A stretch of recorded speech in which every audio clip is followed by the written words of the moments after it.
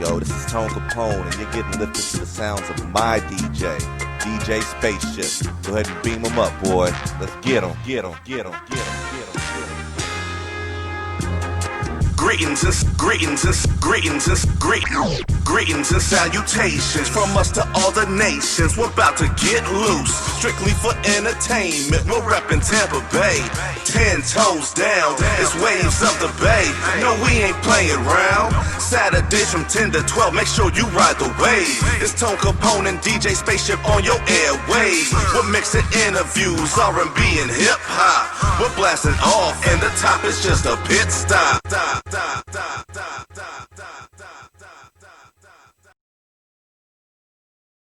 Yes, sir. Waves of the Bay, episode 36. Make sure y'all follow us all social media at Waves of the Bay. I'm Tone Kapone. DJ Spaceship just got done doing work over there in the Kenny K studio. I was getting ready. I know, man. I'm sorry, bro. Getting ready. You know how we got the battle coming, kid. You know how it be sometimes, man. Yeah. Let me get this music lined up here. We got one of the goats on the line right now, man. I'm excited. Once again, shout out Mike Mass. He's providing the instrumentals for tonight's backdrop. Thank you for anybody listening to WMNF in Tampa, whether you're tuned into 88.5 FM, you're logged on to the WMNF.org, or listening on the app, WMNF application, on your phone or your tablet. You can even say play WMNF to your smart speaker. But anybody that's tuned in, man, we say thank you, and we appreciate y'all. Tom, you there? Yeah, I'm here. All right, I hear you pretty good. How, you hear us okay? Yeah, you guys sound all right. You say that so nonchalant. Y'all sound all right. He's like, y'all all right. What up, Tom?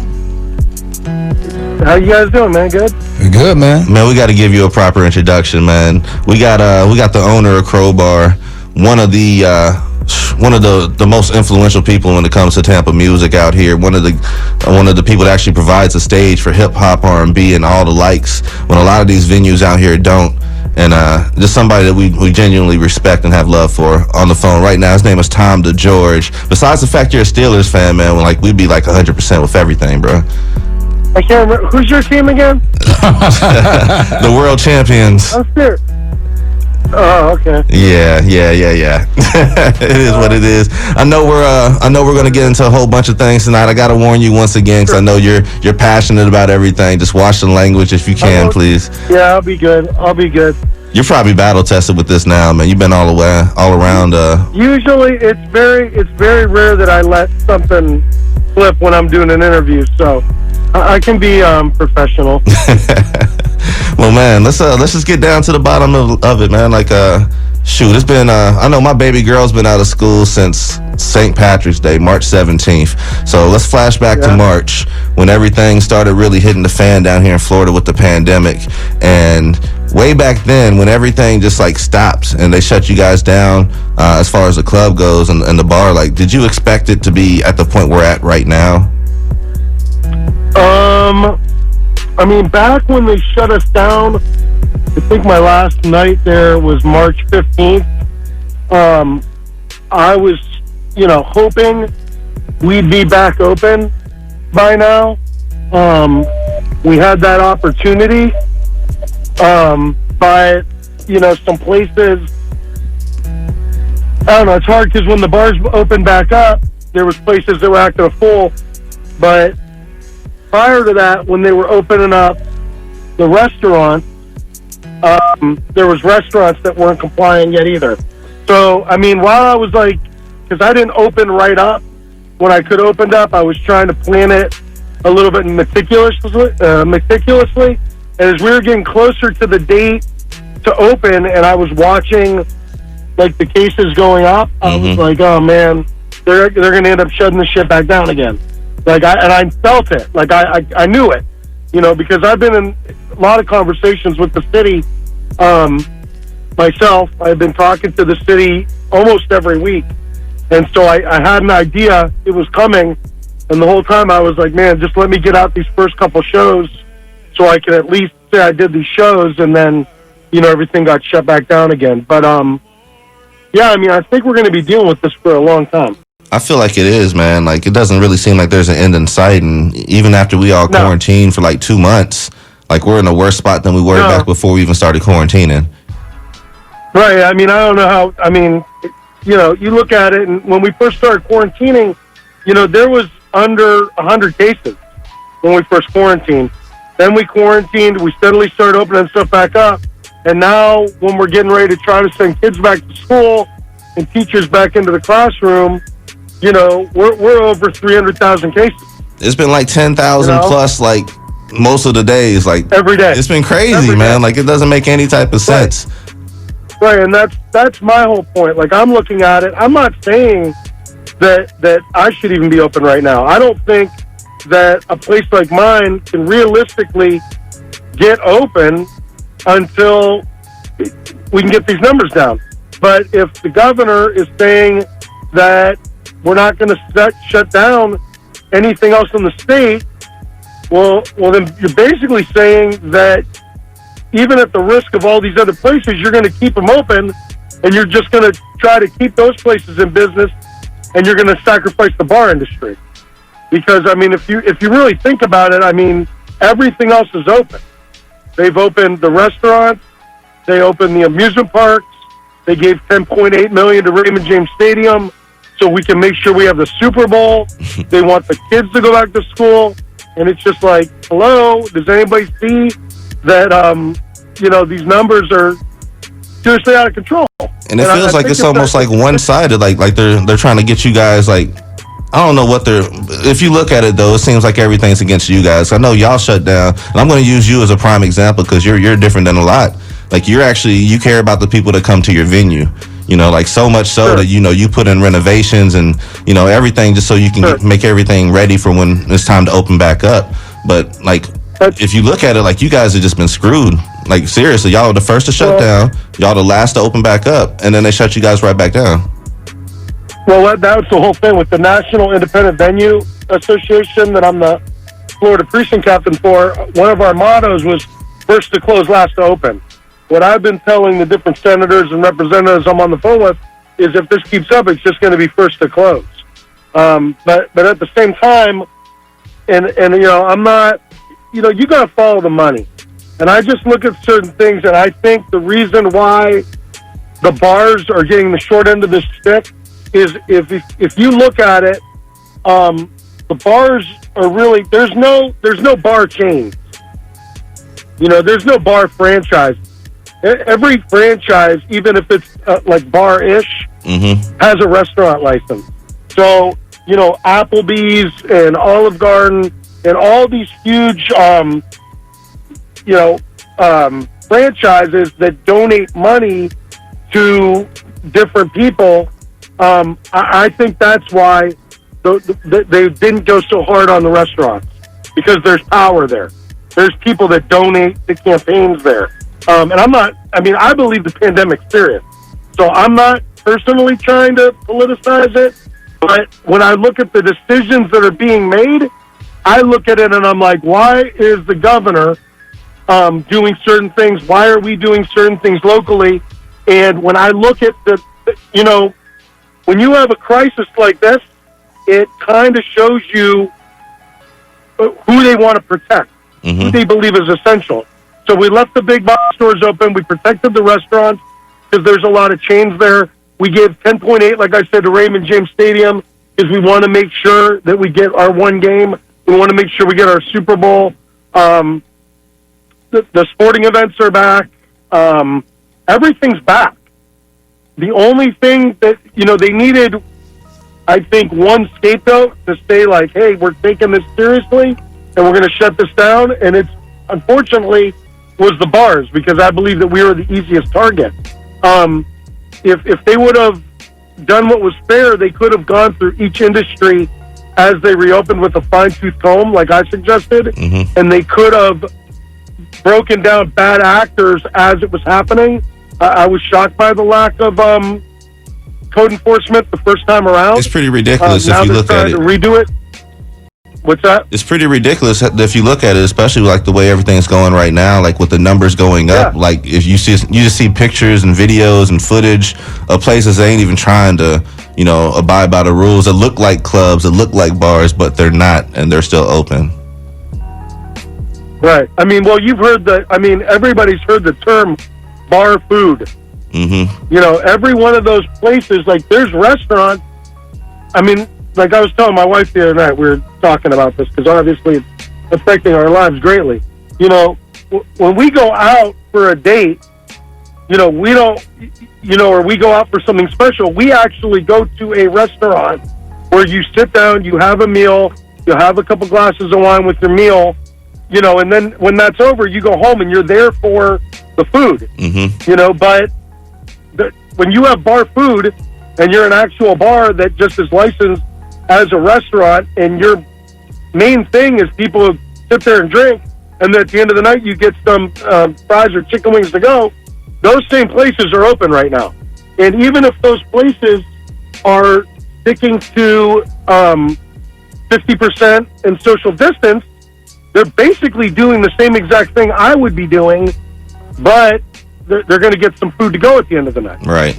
You know, so that's the whole thing. They didn't really, if their problem was to eliminate things and have people just go out to dinner and lunch, you know, they didn't, there was really no way to do that because there's so many bars that are licensed as restaurants. So to me, it's not going to be effective, and it hasn't proven effective. I mean, the numbers, like we said, are still going through the roof. Soaring. So, I mean, on top of that, if you really think about it, if you're going to say that because the second time around they didn't completely shutter bars, they just said that we can't serve alcohol, which is a kick in the teeth because that's the only thing we're capable of doing. Right. So, I mean, technically I could open up on a Saturday night, have a DJ, and serve water and soda, but how many people are going to show up? Ain't nobody coming out for that. Even if I thought, right, and even if I was willing to put myself in that situation, the whole point is, if the alcohol was really the problem, why not then say to the restaurants too that you can serve food, but you're not allowed to serve liquor anymore? You feel me? Yeah, but they're all the letting way. them still do everything that they could do. I think, And like I said, the reason for that is if they did that, these big chains would go to the governor, they'd go to the Florida Department of Business Special Regulation, and they'd say, yo, what are you doing, man? We contribute to campaigns. How are you going to do that to us? So they're treading super lightly with the restaurants. I mean, the restaurants weren't even shut down for a month. You know what I'm saying?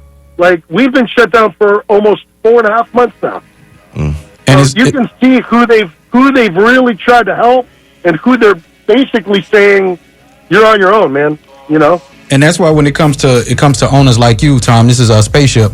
When it comes to owners like Yes, you, sir. like just from personal experience, and I know people out there listening, like when you go to Crowbar, you're not one of those owners that you're not reachable, you're not Right. personable, you're not approachable. Like you're a fair person. You don't see color, you don't see financial status. You see is a person a good person or not, and I respect that with you.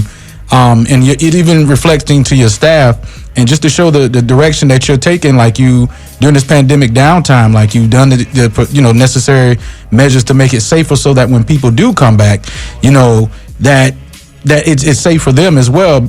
A lot of these, like you say, these restaurant big chains, it's got to be something with money in these people's pockets, because you look in places like, take Atlanta for example. You have the governor of Georgia pulling a lawsuit against the mayor of Atlanta because she wants people to wear masks.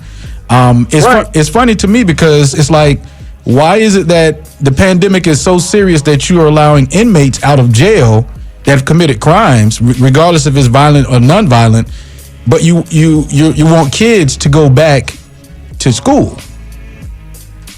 Right. So to me, that's kind of like flip backwards. Think about that. Think about that. Let's talk about that. It's bass backwards is what it is, So- man. Well, but think about it. So, city council this last week, when they're sitting there and they're saying it's not safe for us to meet in chambers anymore because the numbers are so high. But you're getting ready to hold your vote on how you're going to handle sending these kids back to school Virtually. and send these teachers back to school, and send the custodians back to school, and send the principals back to school. Now, these kids that are 5, 6, 7 years old, none of these kids are getting tested for COVID-19. But we do know that they're super spreaders because they're asymptomatic. They have no symptoms. They probably have something. They're carrying the germ. So what's going to happen when we send these teachers back to school? And like I said, my wife's a school teacher, Right. so I'm invested in this part of it as well. So what's going to happen when we send these teachers and these kids back to school because they're saying we have to send them back to school no matter what, and then in 3 weeks, that virus rips through that school and 60% of, or let's just, 10% of the staff gets sick. Do you think that, what are they going to do? You got to take the next step from there, man. Not even the staff, but who they're going home to. You know, like their family members and families.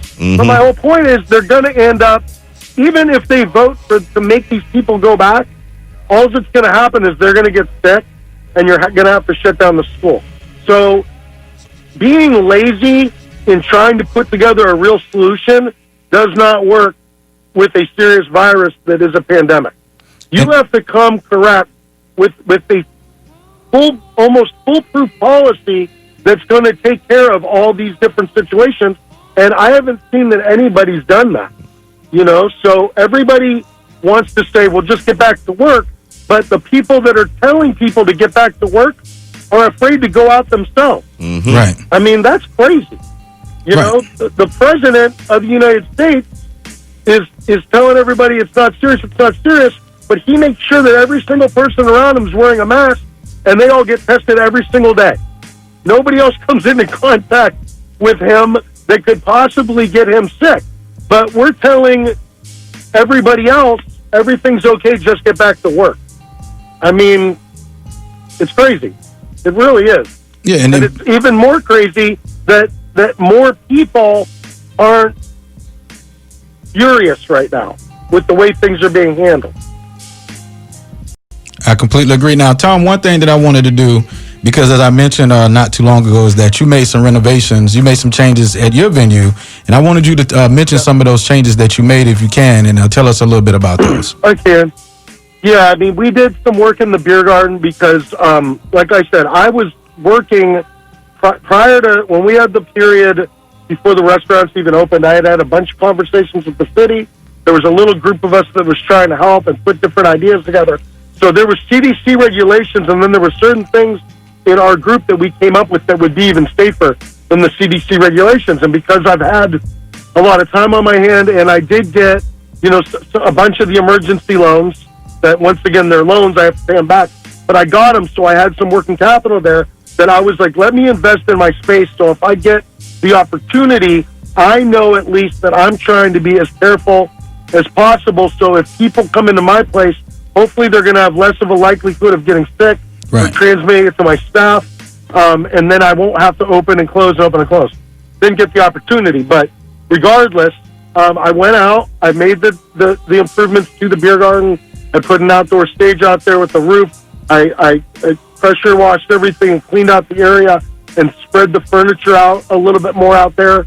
And then I got thermometers for the front door. I put air purifiers in my HVAC system that can flush out air in 30 minutes to lessen any airborne viruses. We put sanitation stations in at all the different spots in the bar. We purchased another 20 high tops and 80 stools and got rid of some of my old ones. The reasoning on that was they had told me that when I at first was going to be able to open, my new capacity would have been 200, but I thought that was going to be too many, because you hear these stories of people on the news. They're like, oh my God, I just couldn't control it. If you can't control it, then you put yourself in a situation that you can't control. It's like I always tell my guys, no matter what kind of concert we're dealing with, whether it's a death metal show, a hardcore show, a gangster rap show, whatever it is, I always tell them we got to set the pace. Right. We got to set the pace. So if you're putting yourself in a situation where you don't feel like you can set the pace, then you shouldn't be doing it. So even though they had told me like capacity was going to be 200, I was like, no, I'm going to limit it to 80 so I can at least make sure that if somebody starts acting a fool, we can nip it in the bud right away, control it, and then once we feel like we've gone to a point where we can handle that, maybe then I can branch out a little bit more. And I just put extra stuff in the bathrooms, and like I said, we did a thorough pressure washing and cleaning from top to bottom. And then, like I said, a lot of it was training and talking to staff about different things and making sure that it was going to be seated service and contactless at the door, Right. contactless, only one contact at the bar where it's a running tab, and then at the end they would pay. So we weren't handling a lot of money or doing different things. So there was just a lot of policy and procedure change. And then also I had said that my inside was basically going to become a listening room. So you would come in, you go to the show, you have your seat, you'd watch the show, and then if anybody wanted to talk or socialize in between sets or even during the show, we have the beer garden. You would go out there and you could have socially distanced conversation out there. So I had actually put together a plan for my room and helped put together something, suggestions for multiple places that I believe would have solved the problem for a lot of the bar industry and a lot of the businesses to actually be able to be safe. But unfortunately, the governor, announced it on like 1 day's notice that the bars could open. A lot of places opened up. They had already seen that, a lot of restaurants weren't doing what they need to do. Right. And then, we know what happened. So, I mean, when you're sitting there watching for weeks, restaurants,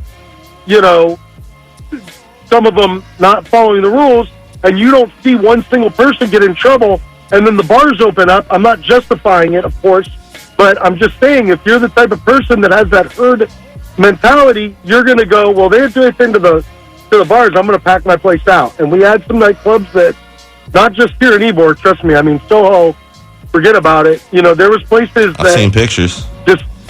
just did the things. They just did what they normally do. And then because, Florida Department of Professional Regulation, whose job is to regulate, even though they're telling the owners it's their job to regulate. I mean, those people should have been out checking people and then just saying, hey, listen, this is your fun, and then we're going to pull your license. And they could have pulled the bad businesses. So there's a cause and effect.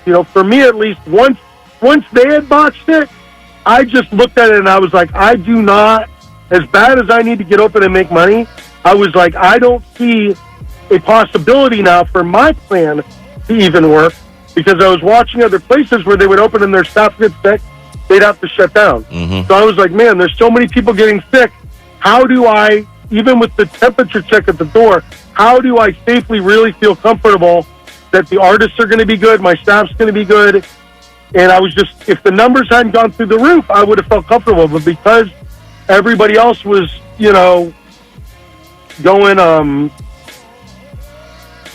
bonkers or hog wild or whatever, I was just like, man, it's just not going to be safe. There's no way I could do anything right now. And then, like I said, they took that opportunity away anyway. So now I'm just sitting back. And it's crazy because, like, the minute they said, the bars can open back up, it was like, on your marks, get set, go. So these owners, they were trying to make as much money as they could in that short span because, like nobody knows what's going to happen next. And as I said earlier, I really admire how you are with your staff as well, because it's like you got $1 in one hand and you got your staff in the other hand, and you choose your staff because at the end of the day, it's that the long money. It's not the rabbit money you want to get. It's the turtle money because it lasts all over a long time. So how often do you speak to your staff? I mean, how are they doing during this time? I mean, honestly, I try to take care of them as long as I could. And up until about 2 weeks ago, that's when I finally had to tell everybody, like, guys, most of them had already found something out of the industry. So then I was encouraging them, like, I can't do this much longer.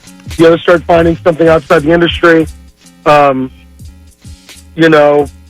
so I still talk to my staff. I mean, my staff is like my family to me. Right. A lot of them, And I've noticed that. Crazy sometimes, and I'm sure I drive them crazy sometimes because like you said, I'm a passionate, crazy dude. So when the rubber hits the road, I'm ready to go. Right. And some people, I've had a lot of different people work for me. Right. Some people are like, hey, let us do our job. This guy's crazy. Why is he always all over the place? But I'm very hands-on. I'm almost like a player coach. Right. You know what I mean? Like, I'm going to jump in there when I feel like I need to jump in there no matter what. And most people over the years have always appreciated that. They've looked at it like, wow, this dude, he cares about us. He's invested. So I keep in contact with them, and I've just told them, we got to hang in there. And to your comment, it is a long game. And I've been looking at this as the long game, because if I thought that this was going to be over in 2 months, I would have done things a lot differently. Right. But I'm looking at it like I believe, especially with the way our state's handling things, I'm looking at that we're going to be in this battle, especially in my industry, because there's no tours happening here at all right now. And there won't be any tours until probably late 2021. So looking at it long game, I have to say to myself, I've got to think smart about this, and I need to take a slow approach to how I'm going to stand myself out over this period of time, especially because of the way the state has handled things. If this thing doesn't get out of control, that's going to make it last that much longer. So if I can sit there and work with the city and talk to the city and talk to them about what I believe problems are, who we need to crack down on, what we need to do better. But at the same time, as it's going on, I think my best strategy is to sit back a little bit and pick and choose when I do fundraisers or different things for myself. And then other people are either going to, it's almost like a title fight. You got somebody that's just shooting, punching everywhere, and eventually they tear themselves out. And I think some of these businesses that are part of the problem, that are basically, not thinking straight and fighting for survival, because they're panicking, right, they'll burn themselves out, and they'll realize I'm not making enough money to keep doing what I'm doing. And they'll either put themselves out of business, or they'll start doing what I'm doing and going, okay, I need to cut some costs, sit back for a little bit, and figure this out, because what I'm doing is not working. Treading water and kicking too hard is what it is, man. Yeah, I don't want to see anybody go out of business, and that's why I've been so vocal about the stuff I've been saying, because, I'm sorry, but I think I'm right, and I'm going to go with my gut every single time. And when I look at it, and believe me, for all the people that are trying to support me, I need your support. I'm concerned myself, but when I look at it, and it's just like I said with the fight, you look through a fight. Right. When I look at it at the end, I see if there's one business left, it's going to be me, because I believe I'm doing everything the right way. And I think that people that are kind of panicking or taking shortcuts, right, I just firmly believe that the smart business owners that have tried to be as careful as possible about this and are not cutting corners, even though it doesn't seem like it, in the long game, I think we'll be the ones that will come out of this thing. And the karma and the problem will fix itself. And let me just give you a bottle of champagne while I can. And another reason why I'm 100%, I believe and know that you'll be, if not the only one of the people at the end, is because just think about how many people you've scratched their backs, and people you've given free game to and taught them things in this industry, in situations where other owners and people that own venues are not going to do that. Like your staff. Yep. When I come to your establishment, it's the same people working for you. Mm-hmm. They're happy. It's like the happiest workers I've seen is Chick-fil-A, not McDonald's, Chick-fil-A, Disney World, certain parts of Disney World, and coming to Crowbar. The sound guys are on point, all the bartenders on point, the door guys on point. Like, everybody is on point. So there's a lot of shows, that go down at your venue, and I've done some shows and been, like you said, you have shows of all genres of music. It's not like some of these places who we won't put names out, where they don't want certain types of shows there, but they want the money. And with you, it's never been about the money. And that's one thing that I really admire about you. But I want to leave this question with you before we go into our break. And I want you to think on it, and when we come back, we'll get the answer from you. What has been the biggest thing that you've missed during this pandemic at the Crowbar? I want you to hold on to that, and we come back on the other side, and I want you to give us your answer on that, all right? All right. Okay. Perfect, man. We're talking to Tom DeGeorge at Crowbar. Man, we that was already 30 minutes, bro. Knowledge, knowledge. He's I know I got a few more questions I want to find out, and I know you do too. So that's we're going to be bringing Tom back up after NPR News, which comes on in about a minute, man. Tom touched on it just a little bit, But the main, like the school situation. Listen, it makes sense. I mean, why would I'm you a parent. wanna, You're a parent. Man, I got a soon-to-be kindergartner. I got Same a kindergartner. Yeah, and I was sitting down talking to. I mentioned to moms, to my baby girl's mom. You know, like, what do you want to do? You want to send her? You want to keep her home? We've been going back and forth over it. It's a tough thing because they need to be in the schools, and then if not, then that means one parent has to stay home and now turn to a teacher, but it won't be accredited because you're not, you didn't go to college and you don't have the degree. This ain't what you're supposed to be doing. This ain't what you're supposed to be doing. Yeah. And then it also takes away the whole, being sociable and, with people, with other kids and stuff like that. So that can be a struggle. Especially for kindergarten, man. That's why we were considering it, but then while we were I was already leaning more towards, e-learning. Right. But I had to at least consider it because she needs that extra, she needs the interaction right there. Yeah. But in the time where we started considering it, we're still reading all these cases. I just don't see a way for them to prevent things from going away. And Tom hit on it, man. Like if all the kids were actually getting tested before going into the school situation, it'd be something different. But you can't call it, man. Yes, sir. Really, you can't. So this is Waves of the Bay. Make sure you guys are following us all social media at Waves of the Bay. We're talking with Tom DeGeorge from Crowbar. We got NPR News coming up in just one moment, and then we're going to be right back. We got a few more questions for Tom. We got the Tampa Bay Watch, and we're about to do the thing. We got just a few minutes to do it, and we got a lot of stuff to do. So make sure y'all keep it locked with us. Be back after NPR News, and we will catch y'all on the flip side with Tom DeGeorge. Appreciate y'all listening, man. It's Waves of the Bay. This is WMNF 88.5 Tampa. You guys are rocking out with Waves of the Bay. I'm Tone Kapone, DJ Spaceship over there, and we have Tom DeGeorge talking with us. And we've been having an amazing conversation, man. This is quite amazing. I wish we had more time to talk, man. Absolutely. Real. But yeah, this is one of them conversations that needs to be had. Tom, you still with us? Yeah, I'm here. Okay, perfect. Yeah, it's one of them conversations that need to be had because, especially with what we do, like, let's set the backdrop right quick, man. Like, 7 years ago, I believe it was, our very first show that we ever did together, Ignite the Mic. We did it at Crowbar. Yeah. And that's the first time that we started doing business together. And 7 years ago to right now, you're the same dude, man. I appreciate, the honesty and the loyalty out of you. And just seeing what you guys are going through, because we're going through it not as much as you, because our whole industry doesn't rely on, the bar. But like us doing shows, like we've been under shutdown. We've been going virtual since everything happened. So just seeing you go through it, man, and just know that like the whole music community is rocking with you, man. We all support you, and we're just hoping that things turn because right now the situation's looking dire, and you're a good dude, man. We want good things for you. Yeah, it's tough. I mean, I think, like I said, everybody just has to remember because we all are suffering right now, and everybody has to remember, like I said, it's we're running through this thing, but it's a marathon. It's not a sprint. Right. This is like I said, when you go into any fight, you got to know your opponent.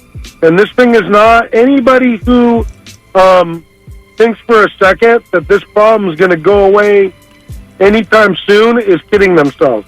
I tell people all the time, I'm like, you have to take the thought process out of it of whether or not you believe the virus is serious. Because I believe the virus is serious, but I know that there's a lot of people that are like, I don't see what the big deal is. We could do this, we could do that.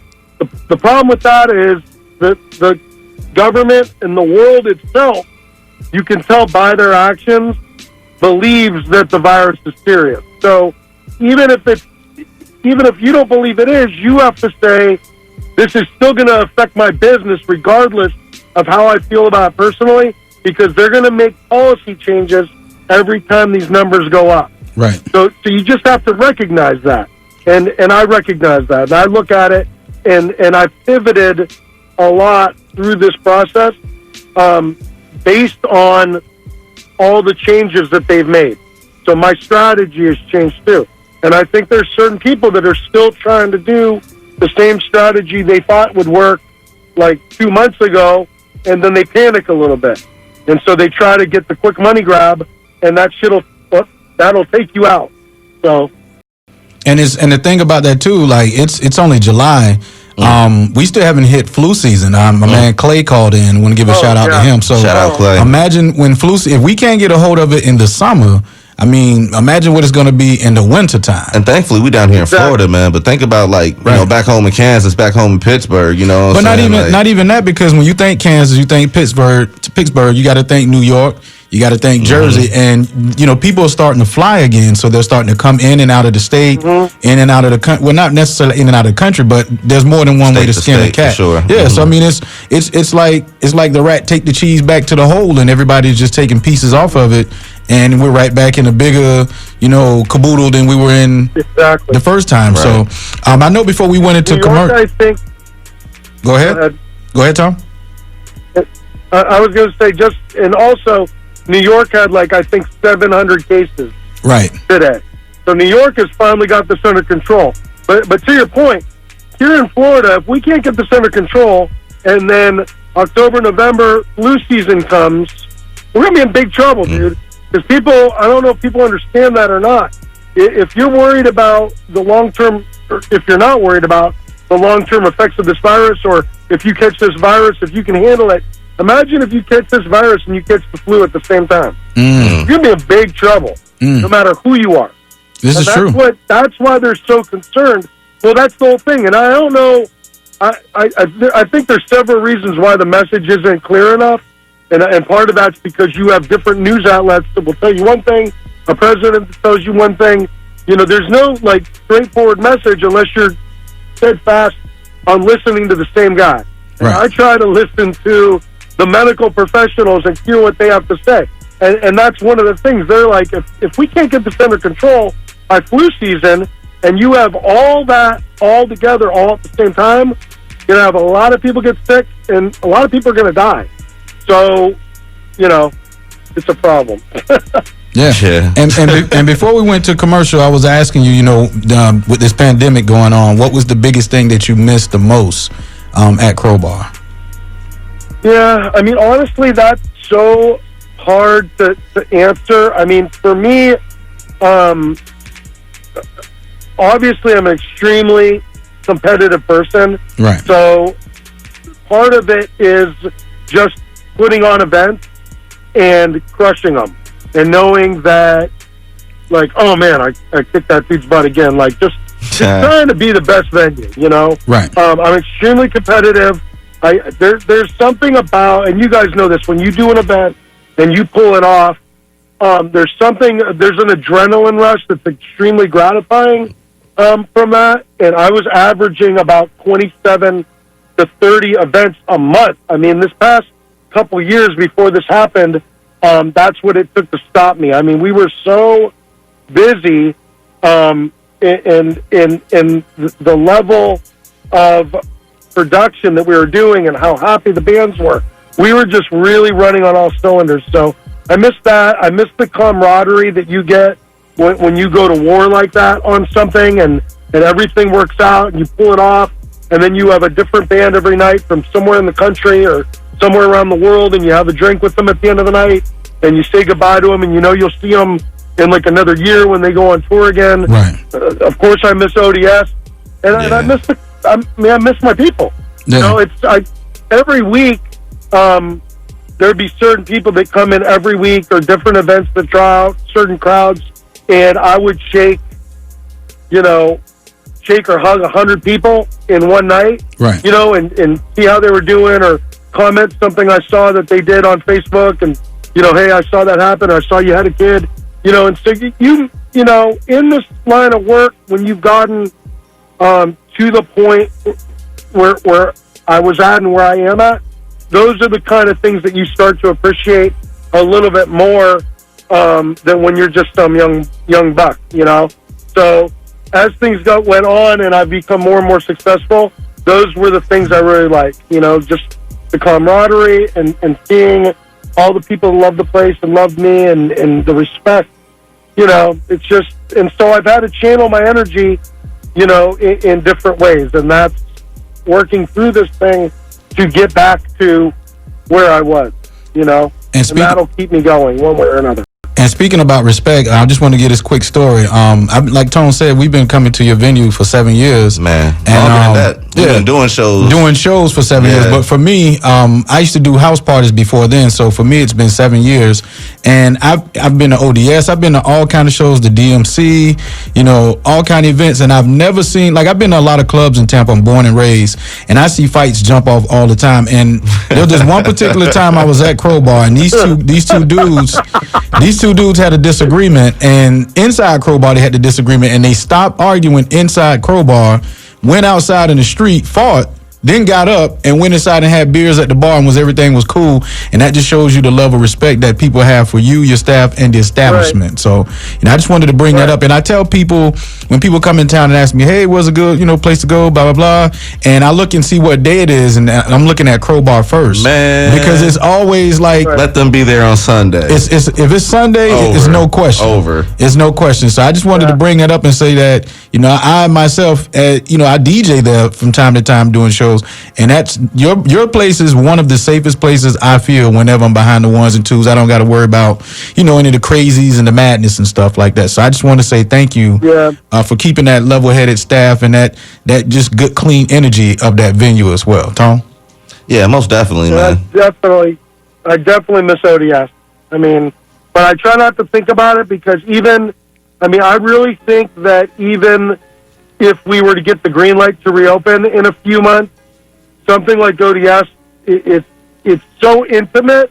Right. It ain't gonna be the same. It's not gonna have the same energy. It's not for a while. We had a plan for that too. I don't really want to talk about it, but I had talked to him when we thought we were gonna have our shot, and we had a plan. It wasn't gonna be the ODS like everybody knew it, but I had talked to him and I had said, for what we're going through right now, this is probably the only way we'd be able to pull this off, and we were going to attempt it, and then, the inevitable. And we got shut it back down again, and that is what it is, So that's probably, it's hard to, I haven't even been able to watch, and I explained to him, I hadn't even been able to watch his streams that he did, right? Because just certain things where I look at him, it just makes me so mad because I'm just so ready. It's like get you mad all over again. I know all about it, man. Well, there's been so many times I've had my back up against the wall and I've had to compete against different venues and different things, but it's always been a fair fight. Right. I've never, had my hands tied behind my back like this, where I just want to get out there and compete. With these other places that are allowed to be open right now. It's the competitive. It's the competitive nature. Right. And I've actually seen you adapt too. I'm ready to go. You just did a live stream show, so how did that even come about? And did you even get a chance to enjoy it at all? It did. I did enjoy it. It was good just to finally get the rush of hosting an event. But that live stream show was the only thing. That was actually the road to reopen, like how I did those T-shirts and stuff. Mm-hmm. Right. And there was supposed to be a show around it, and I was never able to get out the gate to do the show. So I just took whatever artists that were on that show that could do the stream, and I plugged them into the streams just so we could at least show people what we're trying to do at some point. Right. But when I see other places being able to do stuff, it's very hard for me to not want to just go, and get back in there and be able to compete and show that we are what I believe to be the best, if not, one of the best, if not the best venue in Tampa Bay. I live for it. So it's very hard for me to sit back and wait my turn. And you definitely have the support of us too, man. We all love Crowbar for real. You can't really say nothing bad about Crowbar. We can't say nothing bad about you either. I can tell you Crowbar. I can tell you a couple of nights I done went in there and had some good times. Yeah, we've had some amazing nights at Crowbar. And it's crazy because when you think about the whole pandemic and how things going on, it started. Let's just say mid-March. My birthday is March the 2nd. I went to ODS. I'm so jealous of you. I went to ODS March 1st, and I had a time of my life. And It was, DJ Cool. He got married. Mm-hmm. Shout out to DJ Cool, and they came through. Yeah, that was a fun night. That was a fun night, and we had a good time. And then it's like from there, it's like my birthday's the end of March, and I didn't get a birthday. We ain't this talking year. about that part yet. You'll be okay. You see the difference? Like, but this is the We'll thing. give you a birthday party next year. Right. Yeah. So it's crazy. Like, I don't know if I did or Tone, you pulled out the Jumanji game and rolled the dice, and man, it's just like every month there's been like a new level of Jumanji being unlocked. So it's like you had the murder hornets and the corona spikes and just crazy stuff, man. Hurricane season's coming. Hurricane season's flu season's coming. So it's like it's one it's just thing been after another. Yeah, so it's just been crazy, man. I remember one show that I did at Crowbar. I opened up for Big Frida, and you know what I'm talking about. And that place was rocking. Like just rocking, and when I mention that because I want to compliment your staff again, because a venue of your size, inside and outside, you guys had a plan, you stuck to it, and it worked from the beginning to the end. Like it was no craziness. It was craziness as far as like good crazy, people dancing, enjoying themselves. When you go to Crowbar, no matter if it's ODS or J-Rock does a birthday party, anybody, any kind of event that happens at ODS, you look online or you hear stories, it creates memories where people just talking about, yeah, that's why I'm going again and again and again. Like it's the place where the party's at. So, I mean, it's just good vibes. Like I miss Tom, we miss you. We do. We really do. I miss people, man. I miss doing shows, and yeah. I know you guys have I know like Vibes of the Bay 2020 is linking up to do like a virtual, like a fundraiser for you, or like a festival or something. So can you speak on that at all? Yeah.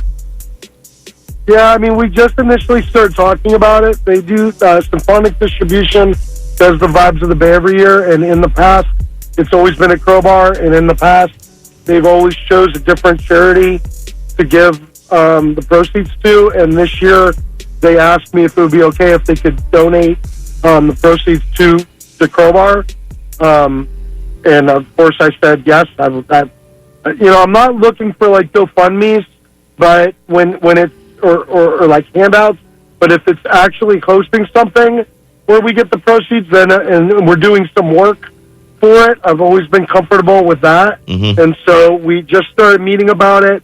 And I can't say too much, but it is going to be a virtual festival.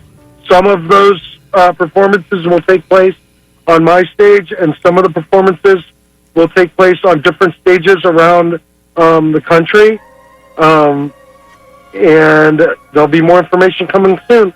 But I'm excited about it, and that's going to be one of the things I focus on over the next couple months, because, that could be a pretty good fundraiser to help us get through the fall season. So, man, keep us in mind, because I know we're down to help out in any way we can with that too, and we'll definitely give our services. We're trying to help out as much as possible, and this to save our stages, man. It's Lord. Yeah, I hear you.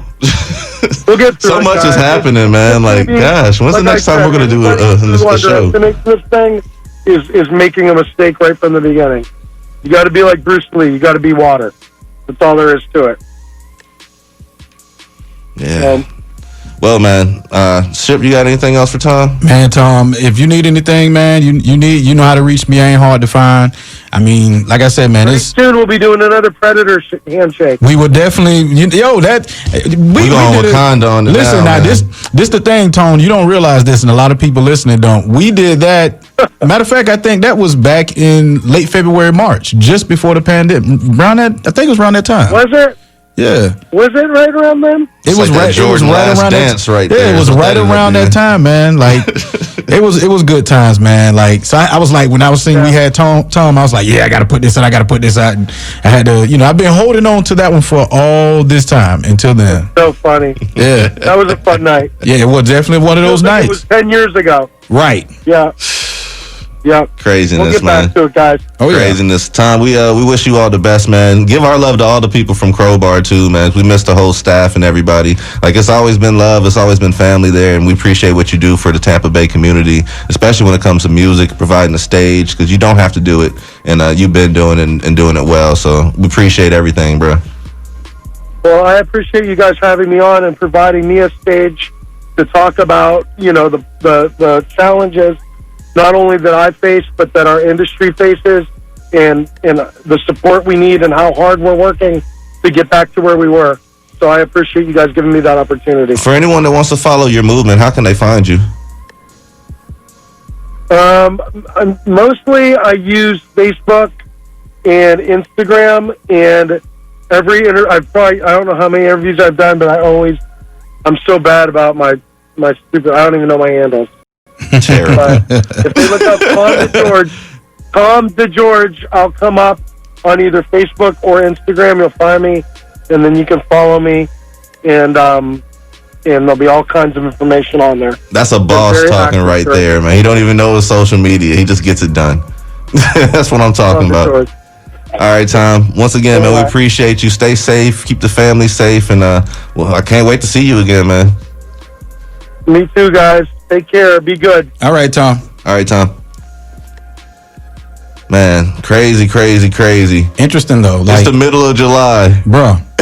I said it last time, like a new level. Middle of July, bro. I got a question to anybody that's listening. You can go to my Instagram at DJ Spaceship, or go to our Instagram at Waves of the Bay on Instagram, or Mr. Tone Kapone Waves of the Bay, and I want you to inbox us and let us know what level of Jumanji do you think is going to be unlocked next month, because each month it seems to get crazier. Well, what level are we on right now? Is it like 6A or according to my Mungie meter, the Mungie meter says there's let me put my glasses up. We have a total of 200 levels. It doesn't mean we'll get to all 200. If we do everything the right way, we'll get out and exit swiftly. We're currently on level 6. So we have 200 levels of Jumanji according to the Mungie meter. So hopefully, everybody stays safe out there and everything. And I want to give a shout out to my girl Priscilla out there. She tuned in to Waves of the Bay with that man Tom Kapone and DJ Spaceship. I see you out there. Yeah. Oh man, we got dog, it's 11:25 right it's now. 11:25, man. All right, man. This is what we're gonna do. I got some promos to play real quick. We're gonna come back with a Tampa Bay watch, and we might have a little bit of time to talk about some other stuff that's going on. There's a lot of stuff going on in this world right now. So let me go get these promos out the way. We're about to get entangled with these promos. Hey there. Hold up now. Hola. This is Tone Kapone. And DJ Spaceship. And Saturday nights from 10 to midnight, we bring you Waves of the Bay. Right here on WMNF 88.5 Tampa. With the hottest interviews, the hottest music. You can submit your music for the Tampa Bay Watch segment at wavesofthebay@gmail.com, or follow us on all social media at Waves of the Bay. Every Saturday, 10 to 12. Make sure you come and ride the wave. Yes, sir.